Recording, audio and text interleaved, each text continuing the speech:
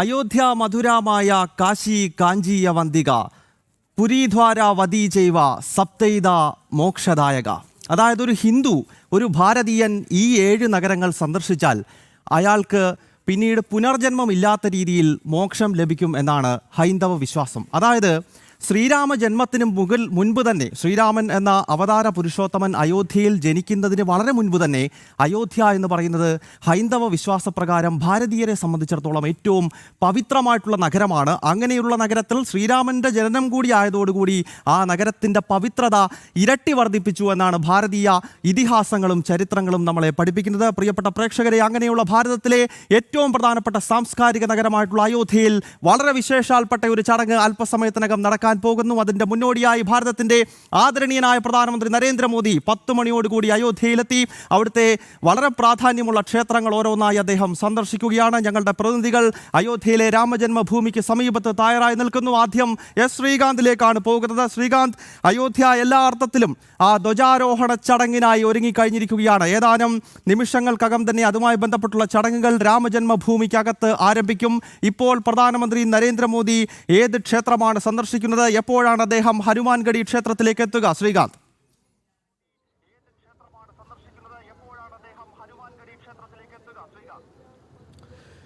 ഗൗതം, പ്രധാനമന്ത്രി നരേന്ദ്രമോദി അല്പസമയത്തിനകം ഹനുമാൻഗഡി ക്ഷേത്രത്തിലേക്ക് എത്തും. അദ്ദേഹം ഹനുമാൻഗഡിയിലേക്കുള്ള ദർശനത്തിന് എത്തുന്നതിനുള്ള തയ്യാറെടുപ്പിലാണ് എന്നാണ് നമുക്കിപ്പോൾ മനസ്സിലാകുന്നത്.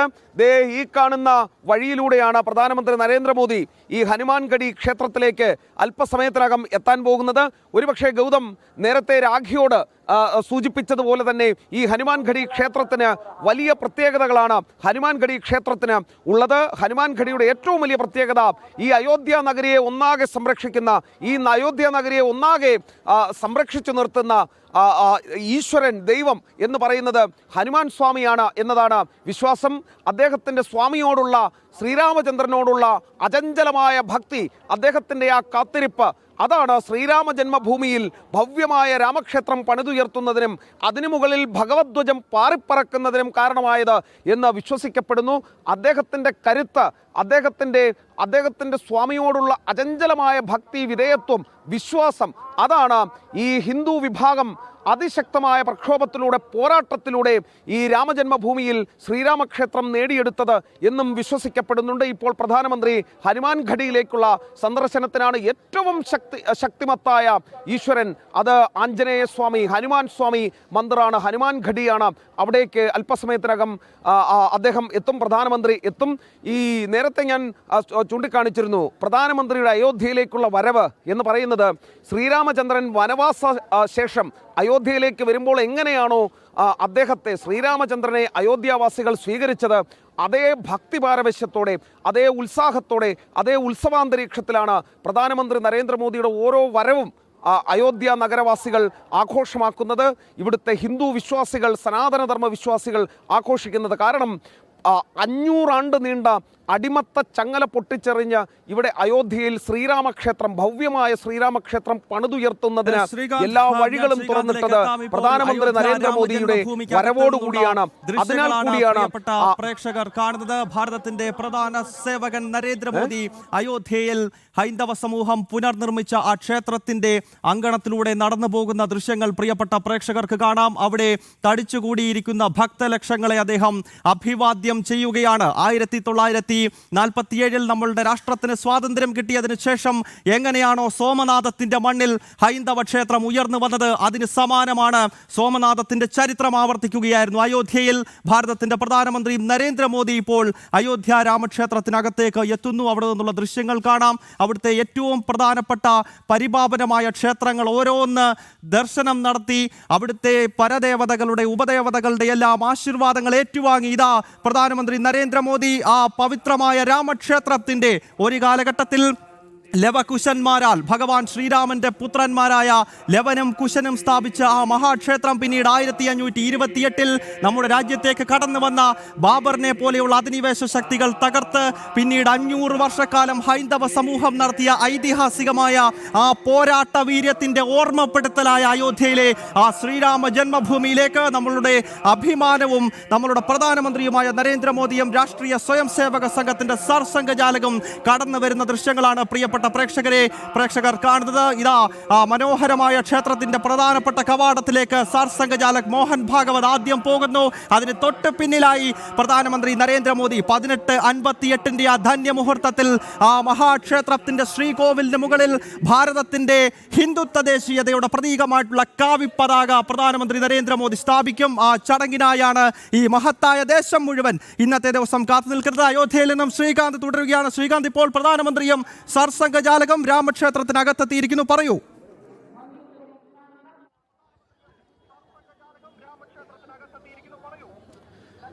ഗൗതം, പ്രധാനമന്ത്രി നരേന്ദ്രമോദിയും RSS സർസംഘചാലക് മോഹൻ ഭഗവതും ഇപ്പോൾ രാംലല ദർശനത്തിനായി എത്തിയിരിക്കുന്നു. ആ ദൃശ്യങ്ങളാണ് അയോധ്യയിൽ നമുക്കിപ്പോൾ പ്രേക്ഷക സമക്ഷം എത്തിക്കാനുള്ളത്. അല്പസമയത്തിനകം രാംലല അയോധ്യയിലെ ശ്രീരാമചന്ദ്രന് മുന്നിൽ, രാം ജന്മഭൂമിയിൽ ശ്രീരാംലലയ്ക്ക് മുന്നിൽ, ഭഗവാൻ ശ്രീരാമചന്ദ്രന് മുന്നിൽ പ്രധാനമന്ത്രി നരേന്ദ്രമോദിയും അതോടൊപ്പം RSS സർസംഘചാലക് മോഹൻ ഭഗവതും അവിടെ എത്തി ദർശനം നടത്തും. തുടർന്നായിരിക്കും അവർ ഹനുമാൻ ഘടിയിലേക്ക് എത്തുന്നത് എന്ന് വ്യക്തമാകുന്നു. ഇനി അല്പസമയം മാത്രം, ഇനി ഏകദേശം 40 മിനിറ്റിൽ താഴെ മാത്രമേ ഉള്ളൂ ആ ഭവ്യമായ ആ ചടങ്ങിന് വേണ്ടി, ആ പുണ്യ ചടങ്ങിന് വേണ്ടി. ഇനി ഏതാണ്ട് 40 മിനിറ്റുകളിൽ താഴെ മാത്രമാണ് അവശേഷിക്കുന്നത്. 11:58-നും 1 മണിക്കും ഇടയിലുള്ള ശുഭമുഹൂർത്തത്തിൽ പ്രധാനമന്ത്രി നരേന്ദ്രമോദി ഈ രാജ്യത്തെ സാക്ഷി നിർത്തി, ഈ ലോകത്തെ സാക്ഷി നിർത്തി, ഈ രാമജന്മഭൂമിയിലെ രാമക്ഷേത്രത്തിന് മുകളിൽ, പണി പൂർത്തിയായ രാമക്ഷേത്രത്തിന്റെ ഗോപുരമുകളിൽ ഭഗവദ്ധ്വജം ഉയർത്തും. അല്പസമയം മാത്രമാണ്, ഇനി നിമിഷങ്ങൾ എണ്ണി എണ്ണി കാത്തിരിക്കുകയാണ് ഈ രാജ്യത്തെ ഓരോ ഹിന്ദു വിശ്വാസികളും സനാതനധർമ്മ വിശ്വാസികളും ആശ്രമ സന്യാസിമാരടക്കമുള്ളവരും. ആ നിമിഷത്തിന് വേണ്ടിയുള്ള കാത്തിരിപ്പാണ്. ഇനി ഏകദേശം 40 മിനിറ്റുകൾ മാത്രമാണ് അവശേഷിക്കുന്നത്. 11:58-നും 1 മണിക്കും ഇടയിലുള്ള പുണ്യമുഹൂർത്തത്തിൽ, അഭിജിത് മുഹൂർത്തത്തിൽ അദ്ദേഹം ഈ ചടങ്ങ് നിർവഹിക്കും.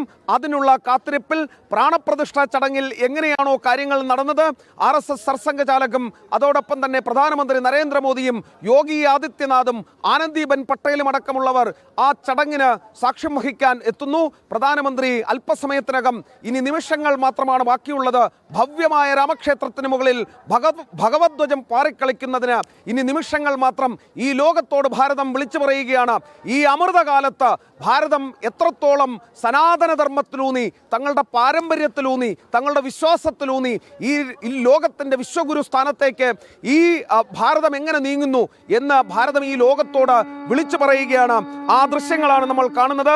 ഇതാ പ്രധാനമന്ത്രി നരേന്ദ്രമോദിയും അതോടൊപ്പം തന്നെ RSS സർസംഘചാലക് മോഹൻ ഭഗവതും രാംലലയ്ക്ക് മുന്നിലെത്തി ദർശനം നടത്തിയിരിക്കുന്നു. അവർ ആരതി നടത്തുന്ന ദീപ ആരതി നടത്തുന്ന ദൃശ്യങ്ങളാണ് നമ്മളിപ്പോൾ കാണുന്നത്. രാംലലയ്ക്ക് മുന്നിൽ അവർ എത്തിച്ചേർന്നിരിക്കുന്നു. ഭവ്യമായ രാമക്ഷേത്രത്തിൽ അവർ എത്തിച്ചേർന്നിരിക്കുന്നു. രണ്ടുപേരും ചേർന്ന് ആരതി നടത്തുന്ന ദൃശ്യങ്ങൾ ഗൗതം നമുക്ക് കാണാൻ സാധിക്കും. ഇതിൽ പരം എന്ത് പുണ്യം! അതായത് 500 ആണ്ടിന്റെ പോരാട്ടം, നിലയ്ക്കാത്ത പ്രക്ഷോഭങ്ങൾ, ലക്ഷക്കണക്കിന് ആളുകളുടെ ജീവത്യാഗം, അതിലുമേറെ ആളുകളുടെ ജയിൽവാസം, നിരന്തരമായ നിയമ പോരാട്ടം, എല്ലാത്തിനുമൊടുവിൽ അയോധ്യ അടിമത്തത്തിന്റെ ചങ്ങലകൾ പൊട്ടിച്ചെറിയുകയാണ്. ഈ പുണ്യ ദിവസത്തിൽ നവംബർ 25, 2025 ചരിത്രത്തിൽ കോറിയിടപ്പെടും, രേഖപ്പെടുത്തപ്പെടും എന്നുള്ള കാര്യത്തിൽ ഒരു സംശയവുമില്ല. നമ്മൾ ചില വാക്യങ്ങൾ കേട്ടിട്ടുണ്ട്. ചരിത്രത്തിന്റെ ചുവരിൽ തങ്കലിപികളാൽ രേഖപ്പെടുത്താൻ പോകുന്ന ദിവസം എന്ന് പറയേണ്ടി വരും. പണി പൂർത്തിയായ, നേരത്തെ പ്രാണപ്രതിഷ്ഠ നടത്തുമ്പോൾ കണ്ടതുപോലെയല്ല ഈ ധ്വജാരോഹണ ചടങ്ങിന് ഉള്ളത്. അത് പണി പൂർത്തിയായ രാമക്ഷേത്രത്തിന്റെ ഗോപുരമുകളിൽ എല്ലാ തരത്തിലും നമ്മുടെ ഉയർച്ചയുടെ, നമ്മുടെ പാരമ്പര്യത്തിൻ്റെ, നമ്മുടെ വിശ്വാസത്തിൻ്റെ പ്രതീകമായ കാവി പതാക ഉയർന്നു പറക്കാൻ അത് പോകുന്നു. തന്നെയാണ് ശ്രീകാന്ത്. ഭാരതത്തിന്റെ ആത്മീയതയുടെയും ത്യാഗത്തിന്റെയും പ്രോജ്വലിപ്പിക്കുന്ന അടയാളമായിട്ടുള്ള കാവിപ്പതാക, ആ മഹത്തരമായ ദേശത്തിന്റെ പ്രതീകമായിട്ടുള്ള കാവിപ്പതാക 1931 ഇന്ത്യൻ നാഷണൽ കോൺഗ്രസിന്റെ അന്നത്തെ സ്വാതന്ത്ര്യ സമര സേനാനികൾ ഈ രാജ്യത്തിന്റെ പതാക എന്താകണമെന്ന് പഠിക്കുവാൻ നിയോഗിച്ച 7 അംഗ സമിതി ശുപാർശ ചെയ്ത ആ കാവിപ്പതാക ഇതാ അയോധ്യയിലെ ശ്രീരാമ ജന്മഭൂമിക്ക് മുകളിൽ പാറിപ്പറക്കാൻ പോവുകയാണ്. പ്രിയപ്പെട്ട പ്രേക്ഷകർ കാണുന്നത് അയോധ്യയിലെ രാമജന്മഭൂമിക്ക് മുന്നിൽ പുനർനിർമ്മിച്ച ആ ക്ഷേത്രത്തിൽ 2024 ജനുവരി മാസം 22-ന് യജമാന സ്ഥാനത്തിരുന്ന് പ്രധാനമന്ത്രി തന്നെ നടത്തിയ പ്രാണപ്രതിഷ്ഠ നടത്തിയ ആ വിഗ്രഹത്തിന് മുന്നിൽ ആരാധന നടത്തുകയാണ് രാഷ്ട്രീയ സ്വയം സേവക സംഘം സർസംഘചാലക് ഡോക്ടർ മോഹൻ ഭാഗവത്, പ്രധാനമന്ത്രി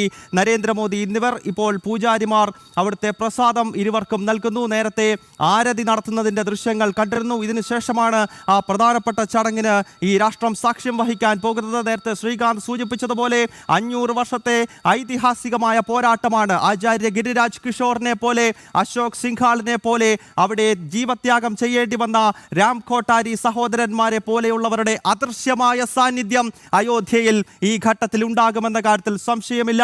500 വർഷത്തെ ഐതിഹാസിക പോരാട്ടത്തിൽ ലക്ഷക്കണക്കിന് ഹിന്ദുക്കൾ അവരുടെ ജീവിതം ശ്രീരാമ ജന്മഭൂമിക്ക് വേണ്ടി ത്യാഗം ചെയ്തു. 1990 ഒക്ടോബർ മാസം 30-ന് അവിടെ നടന്ന പോലീസ് വെടിവെപ്പിൽ ആയിരക്കണക്കിന് കാർ സേവകരെ കൊന്നുതള്ളുകയും പിന്നീട് ആ കാർ സേവകരുടെ ഭൗതികദേഹം സരയൂ നദിയിൽ കെട്ടിത്താക്കിയതുമെല്ലാം ഈ രാജ്യം കണ്ടിട്ടുള്ള അയോധ്യയുടെ രക്തരൂക്ഷിതമായ ചരിത്രമാണ്. അങ്ങനെ 500 വർഷങ്ങൾക്ക് ശേഷം അവിടെ ഭാരതത്തിന്റെ പരമോന്നത നീതിപീഠത്തിന്റെ നിർദ്ദേശപ്രകാരം പുനർനിർമ്മിച്ച രാമക്ഷേത്രം, ആ രാമക്ഷേത്രത്തിന്റെ മുകളിൽ ഭാരതത്തിന്റെ ത്യാഗത്തിന്റെയും ഭാരതത്തിന്റെ കരുത്തിന്റെയും പ്രതീകമായിട്ടുള്ള ഹിന്ദുത്വ ദേശീയതയുടെ പ്രതീകമായിട്ടുള്ള ആ കാവി പതാക സ്ഥാപിക്കുകയാണ് ഭാരതത്തിന്റെ പ്രധാനമന്ത്രി നരേന്ദ്രമോദി. അദ്ദേഹം 10 മണിയോടുകൂടി അയോധ്യയിലെത്തി. അവിടുത്തെ വിശേഷാൽ ക്ഷേത്രങ്ങളിൽ അദ്ദേഹം സന്ദർശനം നടത്തി. ഹനുമാൻഗഡി ക്ഷേത്രത്തിൽ പോയി ഹനുമാൻ സ്വാമിയുടെ അനുഗ്രഹം തേടി. ഇപ്പോൾ ഇതാ രാമജന്മഭൂമിയിലേക്ക് പ്രധാനമന്ത്രിയും സർസംഘചാലകും എത്തിയിരിക്കുകയാണ്. ഈ 2 നേതാക്കളെ പറ്റി പറയുമ്പോൾ അയോധ്യയുമായി ബന്ധപ്പെട്ട് അടുത്ത കാലത്ത് നടന്ന എല്ലാ ചടങ്ങുകളിലും ഇരുവരും ഉണ്ടായിരുന്നു. 2019 ഓഗസ്റ്റ് മാസം 5-ാം തീയതിയാണ് രാമക്ഷേത്രത്തിന്റെ ഭൂമി പൂജ നടക്കുന്നത്. ആ ഭൂമി പൂജ ഒരു കോവിഡ് കാലത്തായിരുന്നു. അന്ന് ഭൂമി പൂജയ്ക്ക് നേതൃത്വം നൽകിയത് നരേന്ദ്രമോദിയും സർസംഘചാലക് ഡോക്ടർ മോഹൻ ഭാഗവതുമാണ്. പിന്നീട് 2024 ജനുവരി മാസം 22-ാം തീയതി മഹത്തായ ക്ഷേത്രത്തിന്റെ ഭൂമി പൂജയ്ക്ക് ശേഷമുള്ള പ്രാണപ്രതിഷ്ഠ നടക്കുമ്പോൾ ആ ചടങ്ങിലും ഇരുവരും ഉണ്ടായിരുന്നു. ഇതാ 2025 നവംബർ 25-ാം തീയതി ഈ സുദിനത്തിൽ വീണ്ടും പ്രധാനമന്ത്രി നരേന്ദ്രമോദിയും സർസംഘചാലക് ഡോക്ടർ മോഹൻ ഭാഗവതും അയോധ്യയുടെ മണ്ണിൽ എത്തുന്നു. അവർക്കൊപ്പം മറ്റൊരു വ്യക്തിത്വം കൂടിയുണ്ട്. അത് ഉത്തർപ്രദേശിന്റെ മുഖ്യമന്ത്രിയും ഗോരഖ്പൂരിന്റെ മഠാധിപതിയുമായിട്ടുള്ള യോഗി ആദിത്യനാഥാണ്. അദ്ദേഹത്തിന്റെ ചരിത്രം കൂടി ഈ ഘട്ടത്തിൽ നമ്മൾ ഓർക്കേണ്ടതുണ്ട്. അദ്ദേഹം സന്യാസ ജീവിതത്തിലേക്ക് കടന്നു വരാൻ കാരണമായത് പോലും അയോധ്യ രാമജന്മഭൂമി മുന്നേറ്റമാണ്. 1990-കളിൽ അദ്ദേഹത്തിന്റെ ഗുരുവിനെ കണ്ടുമുട്ടുന്നത് രാമജന്മഭൂമി മുന്നേറ്റ കാലയളവിലാണ്. അങ്ങനെയാണ് പിന്നീട് 1996 ഫെബ്രുവരി മാസത്തിലെ ഒരു വസന്ത പഞ്ചമി ദിനത്തിൽ ഗോരഖ്പൂർ മഠത്തിലേക്ക് എത്തിയ യോഗി ആദിത്യനാഥ് പിന്നീട് ഗോരഖ്പൂർ മഠാധിപതിയായത്. ഇതെല്ലാം ഈ രാമജന്മഭൂമിയുടെ ചരിത്രവുമായി ഇഴകിച്ചേർന്ന് കിടക്കുന്നതാണ്. ശ്രീകാന്ത് വീണ്ടും അയോധ്യയിൽ നിന്ന് ചേരുകയാണ്. ശ്രീകാന്ത്, ഇപ്പോൾ എന്തൊക്കെ ചടങ്ങുകളാണ് അവിടെ പുരോഗമിക്കുന്നത്? പറയൂ.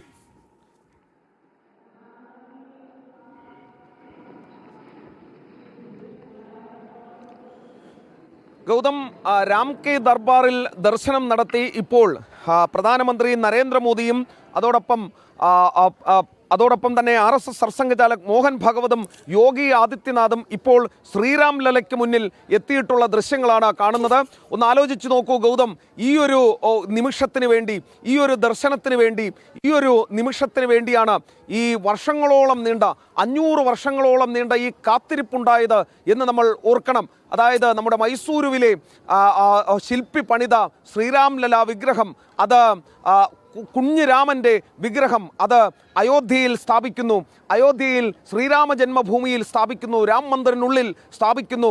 അതിനു മുന്നിൽ രാജ്യത്തിൻ്റെ പ്രധാനമന്ത്രി, രാജ്യത്തെ ഏറ്റവും വലിയ സംഘടനയുടെ തലവൻ RSS സർസംഘചാലക് മോഹൻ ഭാഗവത്, UP മുഖ്യമന്ത്രി യോഗി ആദിത്യനാഥ് അടക്കമുള്ളവർ ഇപ്പോൾ അവിടെ എത്തി ദർശനം നടത്തുന്ന ദൃശ്യങ്ങളാണ് നമ്മൾ കാണുന്നത്. ഗൗതം, എത്രയോ ഭംഗിയേറിയ ആ രാംലല വിഗ്രഹത്തിലേക്ക് ഒരു വട്ടം ഒന്ന് നോക്കൂ. നമ്മുടെ പ്രേക്ഷകർക്ക് അത് കാണാനുള്ള ഒരു ഭാഗ്യം കൂടിയാണ് ഈ ജനം TV-യിലൂടെ നമ്മൾ ഇപ്പോൾ ഒരുക്കി കൊടുക്കുന്നത്. ഒരു പക്ഷേ മറ്റൊരിടത്തും അവർക്ക് ഈ കാഴ്ച, ഈ ദൃശ്യങ്ങൾ തത്സമയം അവർക്കിങ്ങനെ കാണാൻ കഴിഞ്ഞു എന്ന് വരില്ല. ആ രാംലല വിഗ്രഹത്തിൻ്റെ ആ പുണ്യപാവനമായ രാംലല വിഗ്രഹത്തിൻ്റെ ആ ദൃശ്യങ്ങൾ ഒന്ന് കാണൂ. സർവാഭരണ വിഭൂഷിതനായ കുഞ്ഞിരാമൻ്റെ വിഗ്രഹം നമുക്ക് കാണാൻ സാധിക്കും. അതിനു മുന്നിൽ നമ്ര ശിരസ്കരായി നിൽക്കുകയാണ് ഡോക്ടർ മോഹൻ ഭാഗവതും പ്രധാനമന്ത്രി നരേന്ദ്രമോദിയും യോഗി ആദിത്യനാഥും ഒക്കെ എന്നുള്ളത്. ഏതാണ്ട് 500 വർഷക്കാലം നീണ്ട രക്തരൂഷിതമായ പോരാട്ടത്തിനൊടുവിൽ നേടിയെടുത്ത പുണ്യ നിമിഷം ഗൗതം എന്ന് പറയാം. പ്രാണപ്രതിഷ്ഠ എന്ന് പറയുന്നത് ടർപ്പാളിൻ കൂരയ്ക്ക് കീഴെ മഞ്ഞും മഴയുമേറ്റ് കിടന്നിരുന്ന കുഞ്ഞിരാമനെ സ്വീകരിച്ചാനയിച്ച് നിർമ്മാണം നടക്കുന്ന ഒരു സ്ഥലത്ത് പ്രതിഷ്ഠിച്ചതാണ് പ്രാണപ്രതിഷ്ഠയെങ്കിൽ അത് സമ്പൂർണമായും പൂർണ്ണമായും പണികൾ പൂർത്തിയാക്കി സമ്പൂർണമായ രീതിയിൽ ആ പ്രാണപ്രതിഷ്ഠാ ചടങ്ങുകൾക്ക് ശേഷം ഇപ്പോൾ കലശപൂജയടക്കം കഴിഞ്ഞ് ആ ഗോപുരമുകളിൽ ഭഗവദ്ധ്വജം പ്രതിഷ്ഠിക്കുന്ന ആ ദിനമാണ് ഗൗതം ഇന്ന് വന്നെത്തിയിട്ടുള്ളത്. ഇവിടെ ഈ അയോധ്യ നഗരി ഇന്ന് സാക്ഷ്യം വഹിക്കുന്നത് പ്രധാനമന്ത്രിയുടെ നേതൃത്വത്തിൽ ഇനി അല്പസമയത്തിനകം ഒരു അരമണിക്കൂർ കൂടി കാത്തുനിന്നാൽ ആ ശുഭമുഹൂർത്തം എത്തും. ഇതാ ശ്രീരാംലലയ്ക്ക് മുന്നിൽ, ഭഗവാൻ ശ്രീരാമചന്ദ്രന് മുന്നിൽ ആരതി നടത്തുകയാണ് രാജ്യത്തിൻ്റെ പ്രധാനമന്ത്രിയും RSS സർസംഘചാലക് മോഹൻ ഭഗവതും. ആ ദൃശ്യങ്ങളാണ് നമ്മളിവിടെ കാണുന്നത്. ആരതി നടത്തുന്ന ദൃശ്യങ്ങൾ നമ്മൾക്ക് ഇവിടെ കാണാൻ സാധിക്കും. എത്ര വലിയ ഒരു കോമ്പിനേഷനാണെന്ന് നോക്കൂ ഗൗതം. അതായത് RSS സർസംഘചാലകായി മോഹൻ ഭാഗവതിനെ പോലെ ഇച്ഛാശക്തിയുള്ള ഒരു ലീഡർഷിപ്പ് RSSൻ്റെ തലപ്പത്തേക്ക് എത്തുന്നു. തൊട്ടു പിന്നാലെ പ്രധാനമന്ത്രിയായി നരേന്ദ്രമോദിയെ പോലെ ഒരു യുഗപുരുഷൻ എത്തുന്നു. ഒടുവിൽ ഹിന്ദു ഹൃദയ സാമ്രാട്ട് യോഗി ആദിത്യനാഥ്, ഒരു സന്യാസി വര്യൻ, ഈ ആർഷ ഭൂമിയുടെ ഉത്തർപ്രദേശിൻ്റെ മുഖ്യമന്ത്രിയായി എത്തുന്നു. ഒടുവിൽ ആ ഷെഡിൽ നിന്നും, മഴയും മഞ്ഞും വെയിലുമേറ്റ് കിടന്ന ആ അവസ്ഥയിൽ നിന്നും കുഞ്ഞുരാമൻ ഭവ്യമായ രാമക്ഷേത്രത്തിലേക്ക് എത്തുന്നു. എത്ര മികച്ച കോമ്പിനേഷൻ, എത്ര മികച്ച കോർഡിനേഷൻ! അത് ഭഗവാന്റെ ഇടപെടൽ, ഈശ്വരീയമായ തീരുമാനം എന്ന് തന്നെ ഈ ഒരു അവസരത്തിൽ നമുക്ക് നിശ്ചയിക്കാൻ കഴിയൂ. കാരണം 500 വർഷങ്ങൾ കൊണ്ട് സാധിക്കാത്തത് 2014 മുതൽ 2025 ആകുമ്പോൾ പൂർത്തിയാകുന്നു എന്ന് പറയുന്നത് നമുക്ക് വിശ്വസിക്കാവുന്നതിനപ്പുറം ഒരു 11 വർഷം കൊണ്ട് പൂർത്തിയാക്കിയെടുക്കുന്നു എന്ന് പറയുന്നത് ഇത് നമ്മുടെ ചിന്തകൾക്കും അപ്പുറമാണ്, നമ്മുടെ വിശ്വാസങ്ങൾക്കും അപ്പുറം എന്ന് തന്നെയേ പറയാൻ കഴിയൂ. ശക്തരായ മുഗളന്മാരോട് പോലും നമ്മൾ പൊരുതി നിന്നതാണ് ഈ ഒരു നിമിഷത്തിന് വേണ്ടി, ഈ ഒരു നിമിഷം കൈപ്പിടിയിൽ ഒതുക്കുന്നതിന് വേണ്ടി. ശക്തരായ ബ്രിട്ടീഷുകാരോട് നിയമയുദ്ധം നടത്തിയതാണ്. 1947 ശേഷം അധികാരത്തിൽ വന്ന ഈ രാജ്യത്തെ ഭരണാധികാരികളുമായി നിയമയുദ്ധമടക്കം നടത്തിയതാണ്. ലക്ഷോപലക്ഷക്കണക്കിന് ജീവത്യാഗം ചെയ്ത ആളുകളുണ്ട്. ഗൗതം നേരത്തെ ചൂണ്ടിക്കാണിച്ചിരുന്നു. ഈ നിമിഷം, ഈ ഒരു നിമിഷത്തിന് വേണ്ടി ജീവൻ ബലിയർപ്പിച്ച അനേകായിരം ബലിദാനികൾ ഇപ്പോൾ ഈ അയോധ്യ നഗരിക്ക് മുകളിൽ നിന്ന് കണ്ണുനീർ പൊഴിക്കുന്നുണ്ടാകണം, സന്തോഷാശ്രുക്കൾ പൊഴിക്കുന്നുണ്ടാകണം. അവിടെ പ്രധാനമന്ത്രി നരേന്ദ്രമോദി ആ റോഡ് ഷോയിലൂടെ കടന്നു വരുമ്പോൾ ആ ജനങ്ങൾക്കിടയിൽ വീശിയെറിഞ്ഞ ആ പൂക്കൾ ഒരുപക്ഷെ ആകാശത്തു നിന്നും അവർ നടത്തിയ പുഷ്പവൃഷ്ടി കൂടിയായിരിക്കണം. കാരണം അവർ ജീവൻ നൽകിയത് ഈ പുണ്യ നിമിഷത്തിന് വേണ്ടിയാണ്, ഈ ഒരൊറ്റ നിമിഷത്തിന് വേണ്ടിയാണ് അവരവരുടെ ജീവത്യാഗം ചെയ്തത്. കോത്താരി സഹോദരന്മാർ, അവരെ നമുക്ക് ഈ ഘട്ടത്തിൽ ഓർക്കാതിരിക്കാൻ സാധിക്കില്ല ഗൗതം. 2 പേർ, കോത്താരി സഹോദരന്മാർ, ഈ ഭവ്യമായ രാമക്ഷേത്ര നിർമ്മാണത്തിന് വേണ്ടി ജീവൻ ത്യജിച്ച ആളുകൾ, അവരെ നമുക്ക് ഈ ഘട്ടത്തിൽ ഓർക്കാം ഗൗതം. കാരണം അവരുടെ ജീവത്യാഗമടക്കമാണ് ഈ ഘട്ടത്തിൽ നമ്മൾ ഓർക്കേണ്ടത്. മറ്റൊരു മഹാമനീഷി ഈ ഒരു കാലഘട്ടത്തിൽ, ഈ ഒരു നിമിഷം നമ്മൾ ഓർക്കേണ്ടത് ലാൽ കൃഷ്ണ അഡ്വാനിയാണ്. ഉറങ്ങിക്കിടന്ന, ആലസ്യത്തിലാണ്ടുപോയ ഹിന്ദു ജനതയെ തട്ടിയുണർത്തി രഥമുരുട്ടിയ ഈ അയോധ്യയിലെ തെരുവീതികളിലൂടെ, ഈ രാജ്യത്തെ ആ തെരുവീതികളിലൂടെ രഥമുരുട്ടിയ, അയോധ്യയിൽ രാമക്ഷേത്രം പണിയണമെന്ന് നിശ്ചയദാർഢ്യത്തോടെ ഇറങ്ങിയ LK അഡ്വാനിയെ, ലാൽ കൃഷ്ണ അഡ്വാനിയെ ഈ നിമിഷം നമ്മൾ ഓർക്കേണ്ടതുണ്ട്. അദ്ദേഹം രഥമുരുട്ടിയത് ആലസ്യത്തിൽ ആണ്ടുപോയ ഹിന്ദുക്കളുടെ ഹൃദയത്തിലൂടെയാണ് എന്നുള്ളത് ഈ ഘട്ടത്തിൽ ഓർക്കണം. അദ്ദേഹം രഥമുരുട്ടിയത് ഇവിടുത്തെ ഓരോ മനുഷ്യൻ്റെയും രക്തത്തിലൂടെയാണ്, രക്തധമനികളിലൂടെയാണ് എന്നുള്ള കാര്യം നമ്മൾ ഓർക്കണം. അദ്ദേഹത്തിൻ്റെ പ്രസംഗങ്ങൾ, വീറുറ്റ പ്രസംഗങ്ങൾ ഊർജ്ജദായകമായിരുന്നു എന്നുള്ള കാര്യം നമ്മൾ ഓർക്കേണ്ടതുണ്ട്. ക്ഷേത്രം അവിടെ രാമൻ ജനിച്ചത് എവിടെയാണെന്ന് ഇവിടുത്തെ കോടതികൾ എങ്ങനെ പറയും എന്ന അദ്ദേഹത്തിൻ്റെ പ്രസിദ്ധമായ ചോദ്യം ഉണ്ട്. അത് ഈ ഘട്ടത്തിൽ ഓർത്തു പോവുകയാണ്.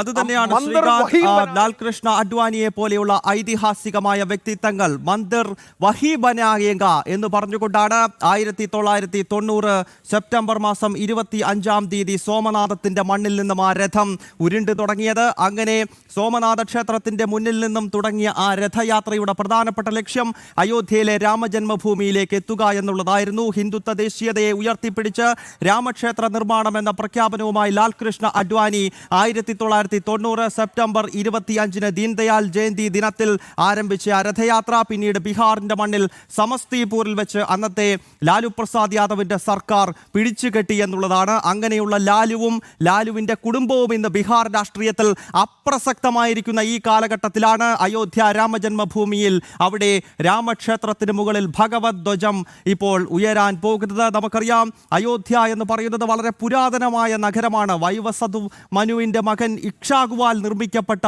വളരെ പുരാതന നഗരമാണ് അയോധ്യ എന്ന് പറയുന്നത്. അതായത് ശ്രീരാമ ജന്മഭൂമിയിൽ ഭഗവാന്റെ ജനനത്തിന് മുൻപ് തന്നെ, ദശരഥന്റെ കാലഘട്ടത്തിന് മുൻപ് തന്നെ ഹൈന്ദവ സമൂഹവും ഭാരതീയരും അയോധ്യ എന്ന് പറയുന്ന പ്രദേശത്തെ ഒരു പുണ്യനഗരിയായി കണക്കാക്കിയിരുന്നു. പിന്നീട് നമുക്കറിയാം കടന്നു വന്ന പല അധിനിവേശ കാലഘട്ടങ്ങളിൽ അയോധ്യയിലെ രാമക്ഷേത്രത്തിന് നേരെയും ആക്രമണമുണ്ടായി. അത് അയോധ്യയിൽ മാത്രമല്ല, കാശി വിശ്വനാഥ ക്ഷേത്രത്തിന് നേരെയുണ്ടായിട്ടുള്ള ആക്രമണങ്ങൾ, ഗുജറാത്തിലെ സോമനാഥ ക്ഷേത്രത്തിന് നേരെയുള്ള ആക്രമണങ്ങൾ, മധുരയിലെ ശ്രീകൃഷ്ണ ജന്മഭൂമിക്ക് നേരെയുണ്ടായ ആക്രമണങ്ങൾ, അങ്ങനെ നമ്മുടെ രാജ്യത്തേക്ക് 1000 വർഷക്കാലം കടന്നു വന്ന വിവിധ രൂപത്തിലും ഭാവത്തിലുമുള്ള അധിനിവേശ ശക്തികളുടെ ആക്രമണങ്ങൾ അയോധ്യയുടെ മണ്ണിലേക്കും കടന്നു വന്നു. 1528-ലാണ് ബാബറുടെ സൈന്യാധിപൻ മിർ ബാക്കി അയോധ്യയിൽ ലവകുശന്മാരാൽ സ്ഥാപിച്ച ആ മഹാക്ഷേത്രം തകർക്കുന്നത്. പിന്നീട് ആ ക്ഷേത്രം തിരിച്ചു സ്ഥാപിക്കുവാൻ, അവിടെ പുനഃസ്ഥാപിക്കുവാൻ വേണ്ടി നടന്നിട്ടുള്ളത് ഐതിഹാസികമായ പോരാട്ടങ്ങളാണ്. രക്തരൂക്ഷിതമായ പോരാട്ടങ്ങൾക്കൊപ്പം നിയമപരമായ പോരാട്ടങ്ങൾ മറുഭാഗത്ത് നടന്നു. 1883-ൽ അയോധ്യയിലെ പൂജാരിയായിരുന്ന മഹന്ത് രഘുബർദാസ്, ആ മഹത്തായ വ്യക്തിത്വത്തെ ഈ സമയത്ത് ഓരോ ഹൈന്ദവനും ഓർക്കേണ്ടതുണ്ട്. മഹന്ത് രഘുബർദാസ് അയോധ്യയ്ക്ക് വേണ്ടി കേസ് കൊടുക്കുന്ന വർഷം പ്രിയപ്പെട്ട പ്രേക്ഷകരെ ഓർക്കൂ, 1883-ലാണ്. ആ കാലഘട്ടത്തിൽ, ബ്രിട്ടീഷ് ഭരണകാലഘട്ടത്തിൽ മഹന്ത് രഘുബർദാസ് എന്ന സന്യാസി പൂജാരി കേസുമായി പോകുകയാണ് രാമജന്മഭൂമിയിൽ ക്ഷേത്രം പുനഃസ്ഥാപിക്കണമെന്നാവശ്യപ്പെട്ടുകൊണ്ട്. പിന്നീട് എത്രയോ കാലഘട്ടങ്ങളിൽ കേസുകളും സംഘർഷങ്ങളും നടന്നു. ആയിരക്കണക്കിന് ഹിന്ദുക്കൾ രക്തരൂക്ഷിതമായ പോരാട്ടത്തിൽ ശ്രീരാമ ജന്മഭൂമിയുടെ പുനഃസ്ഥാപനത്തിന് വേണ്ടി അവരുടെ ജീവത്യാഗം സംഭവിച്ചു. ഏറ്റവും ഒടുവിൽ മലയാളിയായിട്ടുള്ള KK നായർ, കുട്ടനാടുകാരനായ ആലപ്പുഴക്കാരനായ KK നായരെ ഈ ഘട്ടത്തിൽ പ്രിയപ്പെട്ട പ്രേക്ഷകർ ഓർക്കണം. ആ KK നായരാണ് 1949-ൽ കൃത്യമായി പറഞ്ഞു, ഇത് ശ്രീരാമ ജന്മഭൂമിയാണ്, ഈ ക്ഷേത്രത്തിനകത്ത് വിഗ്രഹമുണ്ട്, അത് സംരക്ഷിക്കണമെന്ന തന്റെ ഇടത്തോടുകൂടി നിലപാടെടുത്ത ഇത്തവണ ഫസ്റ്റ് അടിക്കില്ലേ നമ്മള്.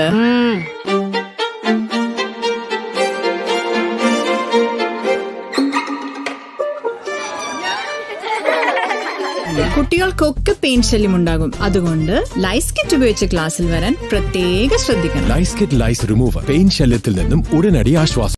ICL FinCorp announces public issue. A secured NCD.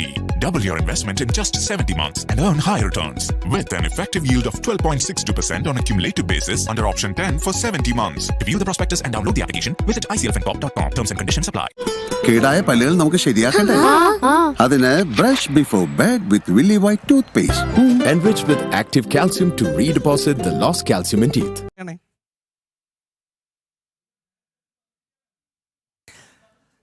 പ്രിയപ്പെട്ട പ്രേക്ഷകരെ, അയോധ്യ രാമജന്മഭൂമിക്കകത്ത് നിന്നുള്ള ദൃശ്യങ്ങളാണ് പ്രേക്ഷകർ കാണുന്നത്. അണിഞ്ഞൊരുങ്ങി നിൽക്കുകയാണ് രാമക്ഷേത്രം. 2024 ജനുവരി മാസം 22-നാണ് നമ്മൾ സമാനമായ ദൃശ്യം കണ്ടത്. അന്ന് രാമക്ഷേത്രത്തിന്റെ പ്രാണപ്രതിഷ്ഠയ്ക്ക് യജമാന സ്ഥാനത്ത് ഇരിക്കുവാൻ പ്രധാനമന്ത്രി നരേന്ദ്രമോദി എത്തി. അല്പസമയത്തിനകം തന്നെ രാമക്ഷേത്രത്തിൽ ധ്വജാരോഹണവുമായി ബന്ധപ്പെട്ട ചടങ്ങുകൾ ആരംഭിക്കുകയാണ്. നേരത്തെ നമ്മൾ അയോധ്യ രാമജന്മഭൂമി മുന്നേറ്റത്തിന്റെ ഐതിഹാസികമായ പോരാട്ടത്തെ പറ്റിയാണ് ഓർമ്മപ്പെടുത്തിയത്. 1980-കളുടെ കാലഘട്ടത്തിൽ കാലഘട്ടമാകുമ്പോഴാണ് വിശ്വ ഹിന്ദു പരിഷത്ത് അയോധ്യ രാമജന്മഭൂമി മുന്നേറ്റം ഏറ്റെടുക്കുന്നത്. അശോക് സിംഗാളിനെ പോലെ, ആചാര്യ ഗിരിരാജ് കിഷോറിനെ പോലെ, മഹന്ത് അവൈദ്യനാഥിനെ പോലെയുള്ള സന്യാസി ശ്രേഷ്ഠന്മാർ, RSSന്റെ പ്രചാരകന്മാർ നയിച്ച രാമജന്മഭൂമി മുന്നേറ്റമാണ് ഒടുവിൽ നാം ഇന്ന് കാണുന്ന പവിത്രമായ ഭവ്യമായ രാമക്ഷേത്രത്തിന്റെ പുനർനിർമ്മാണത്തിലേക്ക് കാര്യങ്ങളെത്തിയത്. അപ്പോൾ സ്വാഭാവികമായും ഭഗവത് ധ്വജം അവിടെ ഉയരുന്ന ഈ ഘട്ടത്തിൽ ഈ മഹത്തരമായ വ്യക്തിത്വങ്ങളെ, രാമക്ഷേത്രത്തിന് വേണ്ടി ജീവത്യാഗം ചെയ്ത വ്യക്തിത്വങ്ങളെ ഓർക്കേണ്ട സമയമാണ്. എസ് ശ്രീകാന്ത്, ഞങ്ങളുടെ പ്രതിനിധി, അയോധ്യയിലെ രാമക്ഷേത്രത്തിന് സമീപത്ത് നിന്നും ചേരുന്നു. അയോധ്യയിൽ ഇപ്പോഴത്തെ അന്തരീക്ഷം എന്താണ് ശ്രീകാന്ത്? പ്രത്യേകിച്ച് വിശിഷ്ട വ്യക്തികളെല്ലാം എത്തിക്കഴിഞ്ഞിരിക്കുന്നു. 18:58 തന്നെയല്ലേ ഈ വിശേഷാൽ ചടങ്ങുകൾ നടക്കുക? ശ്രീകാന്ത് പറയൂ.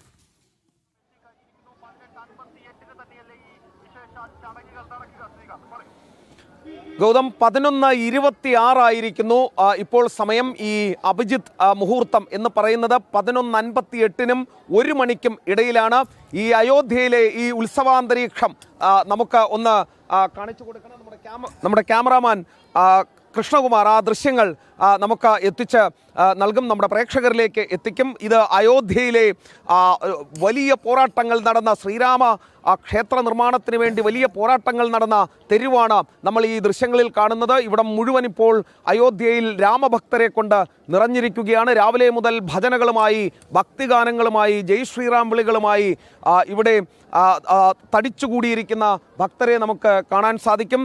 വിവിധ മേഖലകളിൽ നിന്നും വന്നിട്ടുള്ള ആളുകളെ ഗൗതം നമുക്ക് കാണാൻ സാധിക്കും. കിധർ സേ? हम बस्ती से आए हैं, हाँ बिल्कुल हिंदू राष्ट्र के ऊपर एक गाना गाना चाहते हैं हिंदी भाषा में। आपके चैनल पे हिंदी भाषा आएगा? बिल्कुल गाएं।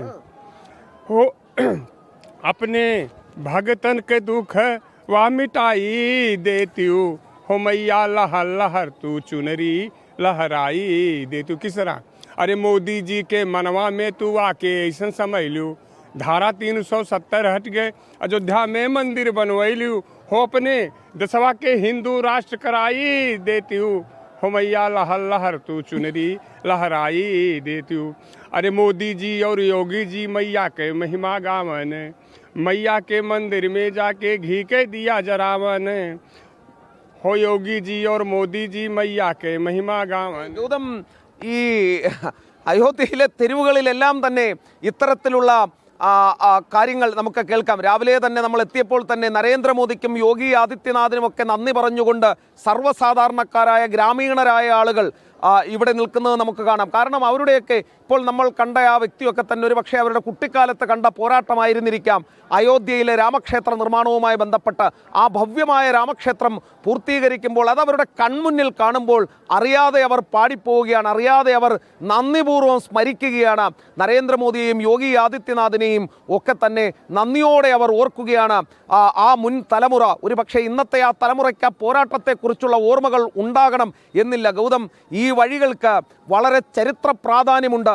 ഈ ഓരോ വഴികൾക്കും സരയുവിൻ്റെ കരയിൽ മുല്ലാമുലായത്തിൻ്റെ പോലീസ് തച്ച് തകർത്ത ഒട്ടനവധി കർസേവകർ ഉണ്ട്. കൈയും കാലും തല്ലിയൊടിച്ച, വെടിയുണ്ടകൾ ഏറ്റുവാങ്ങിയ കർസേവകരുടെ ഒട്ടനേകം കർസേവകർ ഉണ്ട് ഈ സരയൂ തീരത്ത്. അങ്ങനെ നിരവധി അനവധി കഥകൾ പറയാനുള്ള തെരുവീതികളാണ് നമ്മൾ ഈ ദൃശ്യങ്ങളിൽ ഇപ്പോൾ കാണുന്നത്. ധാരാളം ആളുകൾ, ധാരാളം ഭക്തർ ഒരു അണമുറിയാത്ത പ്രവാഹം പോലെ ഈ അയോധ്യ രാമക്ഷേത്രത്തിലേക്ക് എത്തിക്കൊണ്ടിരിക്കുകയാണ്. ഇന്നത്തെ ദിവസം ചില നിയന്ത്രണങ്ങൾ ഏർപ്പെടുത്തിയിട്ടുണ്ട്. ഗൗതം, ഇപ്പോൾ നമ്മൾ കാണുന്നത് ഈ രാംലലയ്ക്ക് മുന്നിൽ ആരതി അർപ്പിച്ചതിന് ശേഷം പ്രധാനമന്ത്രി നരേന്ദ്രമോദിയും അതോടൊപ്പം തന്നെ യോഗി ആദിത്യനാഥും സർസംഘചാലക് ഡോക്ടർ മോഹൻ ഭാഗവതും ഉൾപ്പെടെയുള്ളവർ ഇപ്പോൾ ഈ ആ പ്രദേശത്ത് തടിച്ച് കൂടിയിരിക്കുന്ന ഭക്തരെ, ശ്രീരാമ ഭക്തരെ അഭിസംബോധന ചെയ്യാൻ പോകുന്ന ദൃശ്യങ്ങൾ നമുക്ക് കാണാം. അല്പസമയത്തിനകം നമുക്ക് ഈ ധ്വജാരോഹണ ചടങ്ങുകളിലേക്ക് കടക്കം. 11:30 ആയിരിക്കുന്നു ഗൗതം. ഇനി 28 മിനിറ്റുകൾ മാത്രമാണ് ഗൗതം ഉള്ളത്. ഈ അയോധ്യയിലെ തെരുവീതികൾ ഇതാ ജയ് ശ്രീറാം വിളികളിൽ മുഴങ്ങാൻ പോകുന്നു. ജയ് ശ്രീറാം വിളികൾ അയോധ്യയിലെ തെരുവുകളെ മുക്കാൻ പോകുന്നു. ഇനി 28 മിനിറ്റുകൾ മാത്രമാണ് ആ പുണ്യ നിമിഷത്തിന് ഉള്ളത് ഗൗതം. അതായത് ഈ അയോധ്യയിൽ പണി പൂർത്തിയായ ശ്രീരാമ ജന്മഭൂമിയിലെ ഭവ്യമായ രാമക്ഷേത്രത്തിന് മുകളിൽ കാവി പതാക ഇതാ ഉയരാൻ പോകുന്നു, ഭഗവദ്ധ്വജം ഇതാ ഉയരാൻ പോകുന്നു. ഈ ലോകത്തോട് ഭാരതം പറയാൻ പോകുന്നു, ഈ അമൃതകാലത്ത് വിശ്വഗുരുവിൻ്റെ സ്ഥാനത്തേക്ക് ഇതാ ഞങ്ങൾ കടന്നു വരികയാണ്. പതിയെയാണെങ്കിലും ഞങ്ങൾ കടന്നു വരികയാണ്. ഞങ്ങളുടെ പാരമ്പര്യത്തിലൂന്നി, ഞങ്ങളുടെ പൈതൃകത്തിലൂന്നി, ഞങ്ങളുടെ വിശ്വാസത്തിലൂന്നി ഞങ്ങളിതാ തിരികെ വരുന്നു എന്നുള്ള കാര്യം ഭാരതം വിളിച്ചു പറയുകയാണ്. പ്രധാനമന്ത്രി നരേന്ദ്രമോദിയും RSS സർസംഘചാലക് ഡോക്ടർ മോഹൻ ഭാഗവതും യോഗി ആദിത്യനാഥിനെ പോലെയുള്ള സന്യാസി വര്യന്മാരും ഒക്കെ ഈ പരിപാടിക്ക് മാറ്റുകൂട്ടുന്നു എന്നുള്ളത് സമയത്ത് അവിടെ നിൽക്കാൻ കഴിയുന്നു എന്ന് പറയുന്നത് തന്നെ ജീവിതത്തിലെ തന്നെ ഏറ്റവും വലിയ സൗഭാഗ്യങ്ങളിൽ ഒന്നാണ് എന്ന കാര്യത്തിൽ യാതൊരു സംശയവുമില്ല. അയോധ്യ പവിത്രമായ ഹൈന്ദവ നഗരം ഇതാ മറ്റൊരു വളരെ വിശേഷാൽപ്പെട്ട ചടങ്ങുകൾക്ക് ഒരുങ്ങുകയാണ്. ഈ ഘട്ടത്തിൽ നമ്മൾ സാമൂഹിക സമരസത എന്ന വിഷയത്തെപ്പറ്റി കൂടി ചിന്തിക്കേണ്ടതുണ്ട്. കാരണം അയോധ്യയിലെ നമ്മൾ ഈ കാണുന്ന ഭവ്യമായ രാമക്ഷേത്രത്തിൻ്റെ തറക്കല്ലിട്ട വ്യക്തിയുടെ പേരാണ് കാമേശ്വർ ചൗപാൽ എന്ന് പറയുന്നത്. അതായത് ബീഹാറിൽ നിന്നുള്ള ഒരു ദളിത് പിന്നോക്ക വിഭാഗത്തിൽ നിന്നുള്ള നേതാവായിരുന്നു. 1989 അയോധ്യയിലെ രാമജന്മഭൂമിയിൽ കാർ സേവകരുടെ നേതൃത്വത്തിൽ ആ ക്ഷേത്രത്തിന് തറക്കല്ലിടുമ്പോൾ ആര് തറക്കല്ലിടണം എന്ന ചോദ്യത്തിന് ആ പ്രക്ഷോഭത്തെ നയിച്ച രാഷ്ട്രീയ സ്വയം സേവക സംഘത്തിന്റെ പ്രചാരകനും വിശ്വ ഹിന്ദു പരിഷത്തിന്റെ ഏറ്റവും മുതിർന്ന നേതാവ്, ഹിന്ദു ഹൃദയ സാമ്രാട്ട് എന്നീ രാഷ്ട്രം ആദരവോടെ എക്കാലവും വിശേഷിപ്പിച്ച അശോക് സിംഗാൽജി പറയുകയാണ്, അത് കാമേശ്വർ ചൗപാൽ എന്ന് പറയുന്ന ബീഹാറിൽ നിന്നുള്ള ദളിത് പിന്നോക്ക വിഭാഗത്തിൽ നിന്നുള്ള കാമേശ്വർ ചൗപാൽ വേണം അയോധ്യയിലെ രാമക്ഷേത്രത്തിന് തറക്കല്ലിടാനെന്ന് പറഞ്ഞു. അങ്ങനെയുള്ള ചരിത്രമുറങ്ങുന്ന അയോധ്യയുടെ മണ്ണിൽ കാമേശ്വർ ചൗപാലിനെ പോലെയുള്ള നേതാക്കന്മാർ തറക്കല്ലിട്ട അയോധ്യ രാമജന്മഭൂമി, ആ ഭവ്യക്ഷേത്രം ഇപ്പോൾ പ്രിയപ്പെട്ട പ്രേക്ഷകർ നോക്കൂ, സോമനാഥ ക്ഷേത്രത്തിന്റെ ചരിത്രമാണ് ഇവിടെ ആവർത്തിക്കുന്നത്. ഒരുപക്ഷെ ഭാരതത്തിലേക്ക് കടന്നു വന്ന അധിനിവേശ ശക്തികൾ ഏറ്റവും കൂടുതൽ ആക്രമിച്ചത് ഗുജറാത്തിലെ സോമനാഥ ക്ഷേത്രമാണ്. 12 തവണയാണ് ഇസ്ലാമിക ഭീകരവാദികൾ കടന്നു വന്ന ഇസ്ലാമിസ്റ്റുകൾ 11-ാം നൂറ്റാണ്ടിൽ മുഹമ്മദ് ഗസ്നിയും 12-ൽ ഗോറിയും പിന്നീട് മുഗളന്മാരും സുൽത്താൻമാരും എല്ലാം സോമനാഥ ക്ഷേത്രത്തിന് നേരെ നടത്തിയിട്ടുള്ള ആക്രമണങ്ങൾ. അങ്ങനെ തുടർച്ചയായി വന്ന അധിനിവേശ ശക്തികളുടെ ആക്രമണങ്ങളെ അതിജീവിച്ച് സ്വതന്ത്രാനന്തര ഭാരതത്തിൽ സർദാർ വല്ലഭഭായ് പട്ടേലിന്റെയും KN മുൻഷിയുടെയും നേതൃത്വത്തിൽ പണിതുയർത്തിയ ആ സോമനാഥ ക്ഷേത്രത്തിന്റെ ചരിത്രം ഇതാ അയോധ്യയുടെ മണ്ണിൽ ആവർത്തിക്കുകയാണ്. പ്രിയപ്പെട്ട പ്രേക്ഷകരെ, ശ്രീകാന്തിലേക്ക് വീണ്ടും പോവുകയാണ്. ശ്രീകാന്ത്, ഞാൻ സൂചിപ്പിച്ചു വന്നത് സോമനാഥത്തിന്റെ ചരിത്രമാണ് അയോധ്യയിൽ ആവർത്തിക്കുന്നത്. കാരണം ഇസ്ലാമിക അധിനിവേശ ശക്തികൾ 6-ാം നൂറ്റാണ്ട് മുതൽ നമ്മുടെ ഈ ദേശത്തേക്ക് പല രൂപത്തിലും ഭാവത്തിലും കടന്നു വന്നിട്ടുണ്ട്. അങ്ങനെ വ്യത്യസ്ത രൂപത്തിലും ഭാവത്തിലും കടന്നു വന്ന ഇസ്ലാമിക ഭീകര ശക്തികൾ പലതവണ പലകുറി പല ക്ഷേത്രങ്ങൾ ആക്രമിച്ചു. അതിൽ സോമനാഥത്തിൻ്റെ നേരെ ഉണ്ടായ ആക്രമണം എന്ന് പറയുന്നത് പല കാലഘട്ടങ്ങളിൽ നിരവധി തവണ ഉണ്ടായതാണ്. അപ്പോൾ അതിനെ പുനർജീവിപ്പിച്ച ഹിന്ദുത്വ ദേശീയതയുടെ ഒരുപക്ഷെ സർദാർ പട്ടേലിനെ പോലെയുള്ള കോൺഗ്രസ് നേതാക്കളാണ് ആ ക്ഷേത്രം പുനർജീവിപ്പിക്കാൻ രംഗത്ത് വന്നത്. KN മുൻഷി കോൺഗ്രസ്സുകാരനായിരുന്നു. രാജേന്ദ്ര ബാബു എന്ന ഈ രാഷ്ട്രത്തിന്റെ ആദ്യത്തെ രാഷ്ട്രപതി, പ്രഥമ രാഷ്ട്രപതി രാജേന്ദ്ര പ്രസാദാണ് സോമനാഥ ക്ഷേത്രത്തിന്റെ ഉദ്ഘാടന കർമ്മം നിർവഹിച്ചത്. ശ്രീകാന്ത്, ഇത് രണ്ടും താരതമ്യം ചെയ്തുകൊണ്ട് എങ്ങനെയാണ് വിലയിരുത്താൻ കഴിയുന്നത്?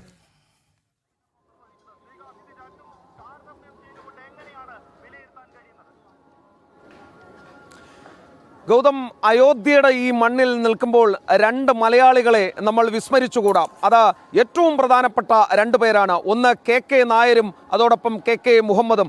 നമ്മൾ ഈ ദൃശ്യങ്ങളിൽ കാണുന്ന ഈ അയോധ്യയിലെ ഈ തെരുവുകൾ ഇങ്ങനെ ഭക്തിസാന്ദ്രമാകാൻ, ഭക്തർക്ക് നിർഭയമായി ദർശനം നടത്താൻ, ഭക്തർക്ക് ഇവിടേക്കെത്താൻ, ഇന്നത്തെ ഈ സുദിനം നമുക്ക് ആഘോഷിക്കാൻ കാരണക്കാരായ 2 പേർ KK നായരും അതോടൊപ്പം തന്നെ KK മുഹമ്മദുമാണ് എന്ന കാര്യത്തിൽ ഒരു സംശയവുമില്ല. അതായത് 1949 കാലഘട്ടത്തിൽ അയോധ്യയുടെ ജില്ലാ കളക്ടറായിരുന്നു ആലപ്പുഴക്കാരുടെ സ്വന്തം KK നായർ. അദ്ദേഹത്തിൻ്റെ വീരോചിതമായ തീരുമാനവും 44 വർഷത്തിന് ശേഷം അന്നത്തെ രാഷ്ട്രപതിയുടെ നിർദ്ദേശപ്രകാരം പുരാവസ്തു വകുപ്പിൻ്റെ മുൻനിരയിൽ നിന്നും പ്രവർത്തിച്ച, കോടതിക്ക് റിപ്പോർട്ട് നൽകിയ കോഴിക്കോട് സ്വദേശിയായ KK മുഹമ്മദും അയോധ്യയിലെ ഈ ഭവ്യമായ രാമക്ഷേത്രത്തിന് വേണ്ടിയുള്ള പ്രവർത്തനങ്ങളിൽ എല്ലാ തരത്തിലും സംഭാവനകൾ ചെയ്തു എന്ന് പറയണം. ഒരു മുസ്ലിം മതവിശ്വാസി കൂടി ആയിരുന്നിട്ടും സത്യത്തിനൊപ്പം അടിയുറച്ചു നിന്നയാളാണ് KK മുഹമ്മദ്. നേരത്തെ ഗൗതമി അയോധ്യ ക്ഷേത്രവുമായി ബന്ധപ്പെട്ട് പിന്നാക്ക വിഭാഗത്തിൽ നിന്നടക്കമുള്ള ആളുകളുടെ പങ്കാളിത്തം വിശേഷിപ്പിക്കുകയുണ്ടായി. അതിനൊപ്പം ചേർത്ത് വെക്കേണ്ട പേര് കൂടിയാണ് Perfect match. Perfect life. Find your perfect partner on mformarry.com. ജീവിത പങ്കാളിയെ തിരഞ്ഞെടുക്കാൻ വിശ്വസ്ത പങ്കാളി ഇന്ന് തന്നെ ആപ്പ് ഡൗൺലോഡ് ചെയ്യൂ. This is no ordinary sky.